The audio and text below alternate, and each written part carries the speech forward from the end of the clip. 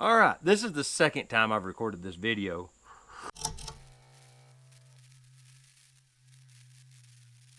The reason I wanted to do it over was the first time was a little bit chaotic and I was just kind of rambling, and I wanted to make it a little more concise and shave about 10 minutes off the video.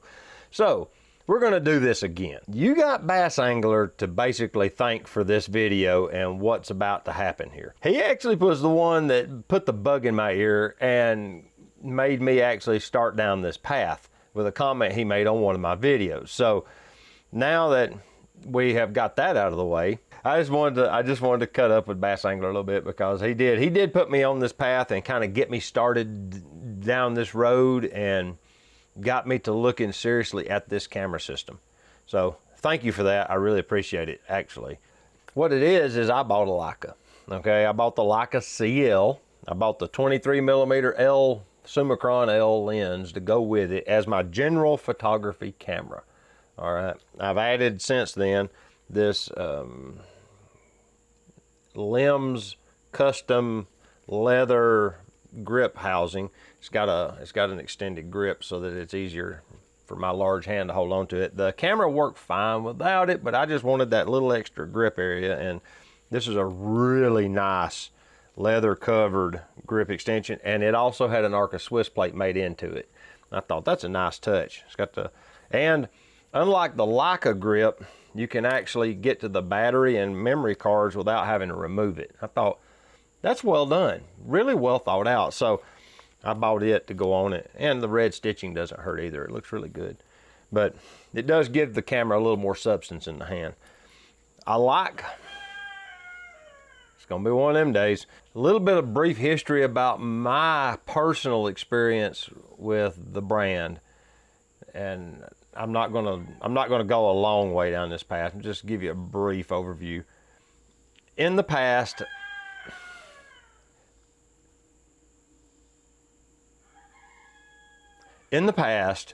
I've only seen like the M's by Leica, and I didn't really realize that they made anything digital, okay? I was never really aware of that until recently. I'm curious if they're crowing because they can hear me talking. I wonder if that's what that's all about, because they didn't start crowing until I started talking. Brief history of my understanding of Leica cameras, and that is, up until very recently, I had never realized they made anything other than the M style cameras, okay, with optical viewfinder, rangefinder layout, and all that stuff, you know. And I get it. I get the whole rangefinder thing, and it's a really cool system to operate with. But I was never really enthralled with that platform because of the optical viewfinder and the problem I have with using optical viewfinders. When I found the EVFs on my Nikon cameras and on my Fuji X-T3, it opened up photography to me to a brand new level that I hadn't seen before. Basically, I was able to just access for I was just never attracted to that camera style because that optical viewfinder is hard for me to work with. It's hard for me to see through them, and the EVF is so much simpler. It just works. Everything about the EVF is attractive to me. I just like that functionality. So I kind of really never gave them a second thought. You know, it was that expensive camera brand that doctors use. You know, that's what everybody says anyway. I was happily using my Nikons and my Fuji X-T3, which I still like. I still like both of those cameras a lot. My D810 I don't shoot with hardly at all anymore. It's now become my live stream camera. It lives on a tripod plugged into the live streaming stuff all the time now. I don't get it out anymore and shoot with it because it has an optical viewfinder. If it had an EVF, I'd still use it. That's the only reason I've sidelined that camera in favor of the Z6, because the Z6 has an EVF and it's just so much easier for me to use. And with my love affair of vintage manual glass, the focus magnification functionality into the EVF, it's next level. It's just amazing for me. It allows me to use those vintage lenses that I enjoy using, and I can get like spot on focus. Everything just works. That's the whole point of that whole process for me, is just to be able to do that. Well, Bassangler made his little snide comment in a couple of videos back, and I thought, I'll just want to see what's going on with them, because I hadn't checked on them in 2 or 3 or 4 years. You know, it'd been a long time since I'd even looked at them. So I searched Leica digital camera, I think, in YouTube's results. Well, Hugh Brownstone's videos started popping up, you know, 3 blind men and an elephant, and I started watching them. And he uses a Leica CL for his personal street photography work, and you know, it's just that's his favorite little general shooting camera. So I started digging around about it, and lo and behold, that's an electronic viewfinder. Notice it doesn't see out the front, and it has a touch screen display on it as well. But this camera fits all of it checks all the boxes except one. All right, we'll get to that. There's about 8 key points with the CL that made me decide that this was the camera for me, okay? One, it has no ports. You would say, what? It don't have any external ports? No USB-C, no headphone jack, no mic jack, no HDMI out. None of that. It has no ports. It don't have any. It has a battery slot that has the memory card slot in there with it under that little door. That's the only access to the inside of the camera, short of going through where the lens mount is. No ports.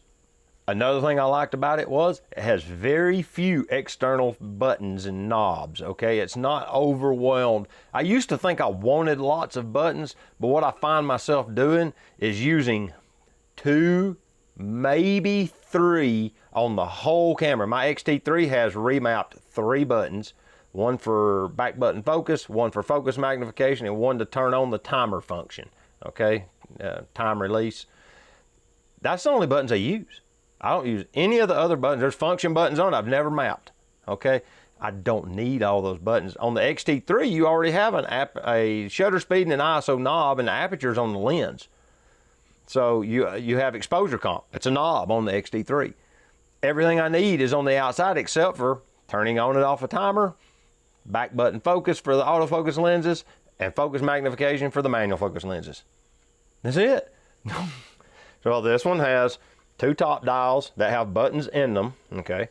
And then you have the 4-way D-pad with a button in it, and then you have the 3 buttons that activate things, like you have a menu button. This function button is mappable, but I find that it actually works pretty good to leave it to default, which is white balance, because I adjust white balance for flash photography. I use this camera for flash photography. I take thumbnails of the lens reviews with it. So I have that little Nikon hot shoe to sync port adapter that I think Cuban Rum or Ray Solano told me about. I think it might have been Cuban Rum, but I've got that, and it works perfectly on this camera, and I use that to fire my flash. But long story short, the white balance, I set it to flash photography, and the color looks right out of the camera. It actually takes virtually no editing. And then the play button goes to the pictures. Menu is obvious, but these 2 buttons up here and these 2 knobs, they change functions with modes. If you change the mode from like aperture priority to manual mode, it remaps these knobs to different things.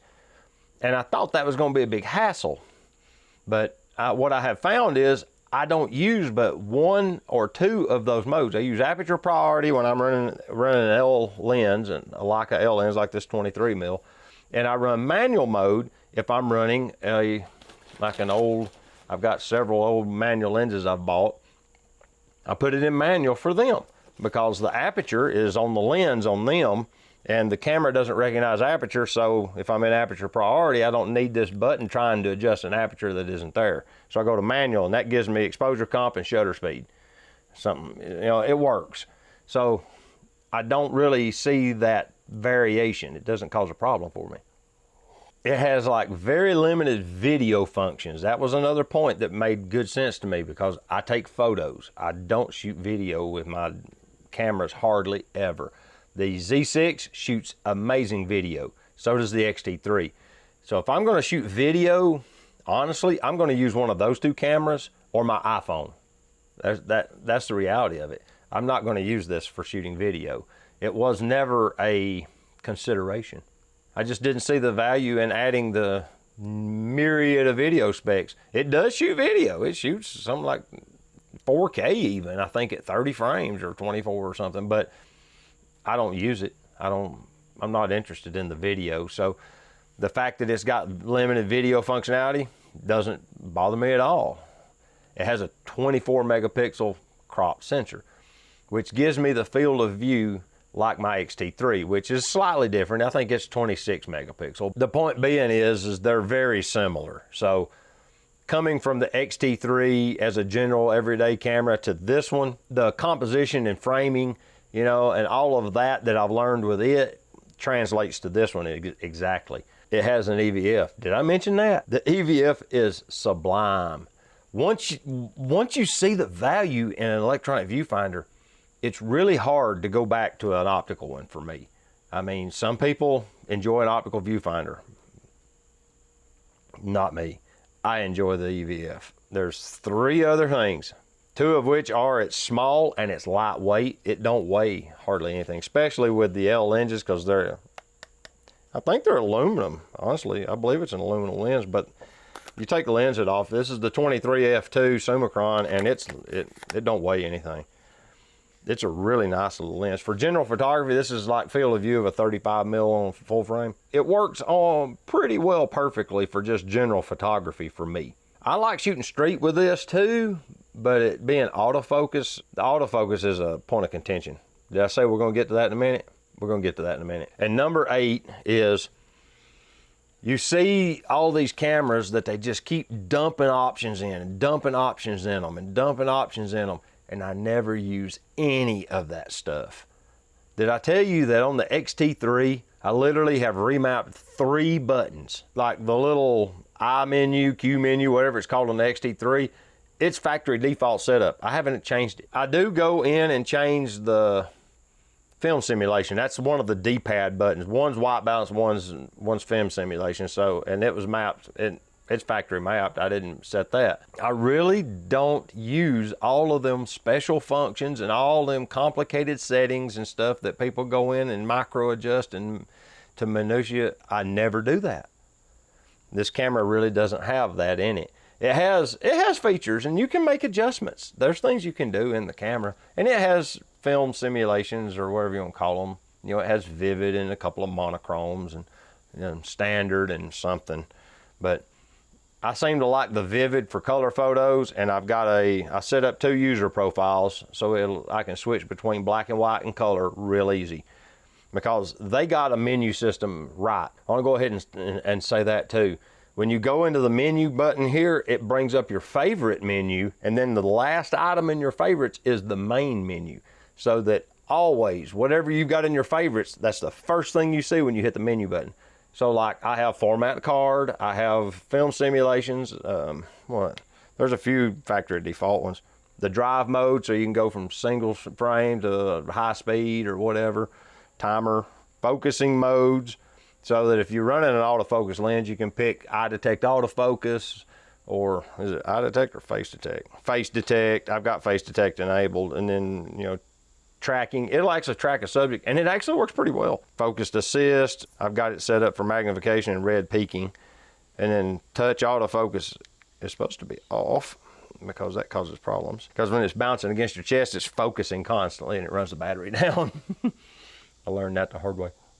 And then user profiles, you got the film style, which is their versions. You know, it's black and white, monochrome, HC, natural and HC, I think high contrast. And then you got natural, vivid, and standard. And I like vivid and high contrast monochrome is mine. So I've got 2 user profiles set up. When you go into them, you got black and white and vivid.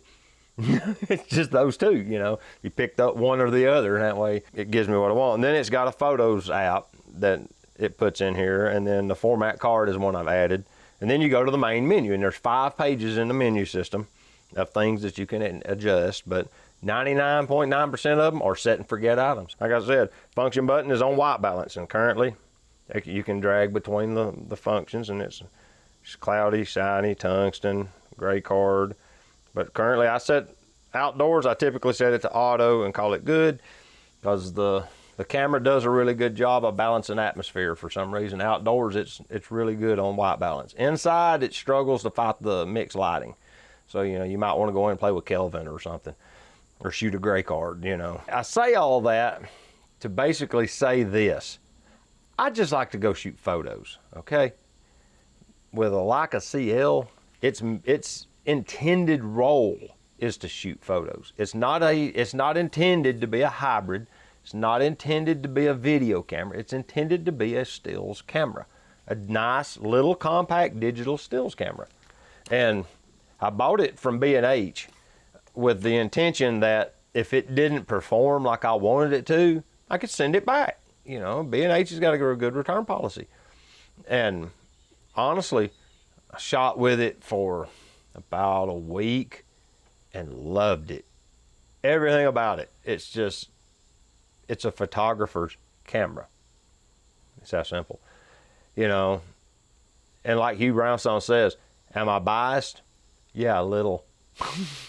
The camera is that good. It's just fun to use it. It really is fun to use it. And it's not, you know, it's not heavy. It's just fun to use. Now I've bought quite a few lenses. This one here, this is the 35 f2.8 LMR. These are R mount lenses. And I've bought a L mount to R mount adapter so that I can run these R mount lenses. R mount lenses are for their old SLR line of cameras from like the late 70s, early 80s. They made an SLR and it was a really nice camera. It was like too little too late maybe, or wrong, just like, it's one of those deals that's like the wrong place at the wrong time. And so their SLRs never took off. The M's was their magic. So they just kept focusing on them. Well, these cameras ran until the 2000s. They had the newest generation R lens is called a ROM because it's got a chip in it that communicates to the camera, and it's got electrical contacts like the L mount lenses have. But they're all pretty much optically identical, and these are the 3-cam lenses, I believe. No, this is a 2-cam. They have generations where they do different things when they talk to the camera. All right, cap fell off the adapter.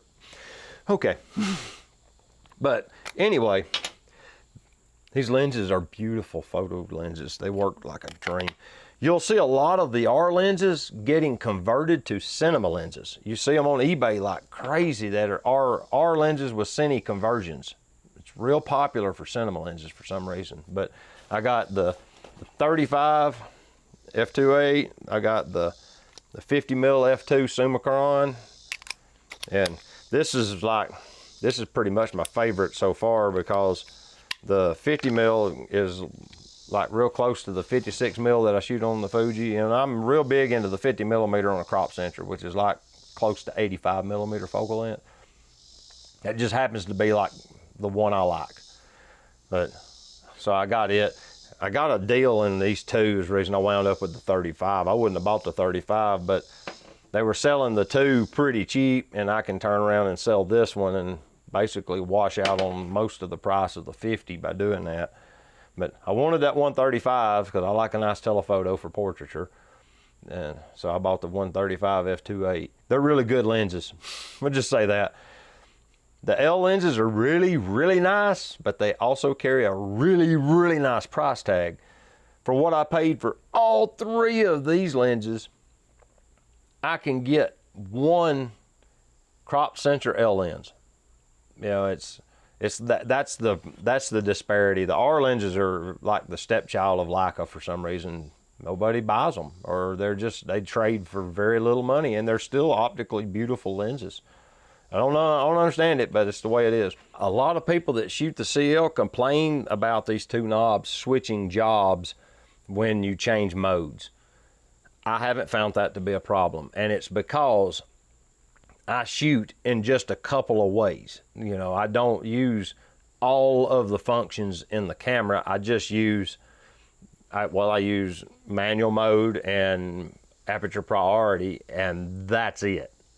You know, unless I'm just trying to catch snapshots of like a family gathering, I might run program mode and let the camera just do all the thinking and just take pictures, you know. Since I don't change the modes around, then I don't see the problem with these two knobs moving jobs. And they shift roles depending on what mode you're in. It's kind of a bizarre thing to not leave at least one of them with a static job, but they flip-flop roles and change jobs around from mode to mode. That's kind of an odd thing. I do have one complaint about this camera. I wish I could map this button in the center right here to back button focus. It's not an option in this camera. That's the only thing I don't like about it. I wished I could just reach down and just take my thumb. I can hit that button right there with the middle of the pad of my thumb. While I'm focused up, I can get that easily enough, or one of the direction arrows would do for me. As it is now, it's half press shutter is focus, or you go to manual mode and you focus manually with the, I guess it's fly-by-wire. I don't even know how this lens focuses. But it does work really well. I've played with the manual mode just to see how well it worked. If you're using the L-mount lens in manual focus, the moment you move the focus ring, it does the magnification and then it activates the focus highlight indicator automatically. So while you're looking through the EVF, the moment you move this, it zooms in on the focus point so you can see it, and then it gives you highlight. And I thought that's pretty cool. That's a pretty good function, but I think other companies do that too. I don't think that's special for these guys. I wish they gave you that function to where you could mount back button focus. I mean, it'd be a simple firmware change.